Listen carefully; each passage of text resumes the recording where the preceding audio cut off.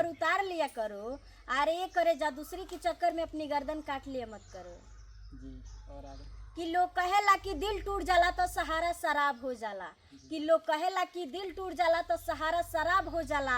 आ इहे सोच के हमार माथवा खराब हो जाला। अरे ये जब जब तोहरा के केहू और छुएला ना तब तब हमार तबीयत खराब हो जाला। शाबाश। देखिए अजय जी से कितना इनका प्यार है, जो कोई भी छूटा है तो इनका तबीयत खराब हो जाता है।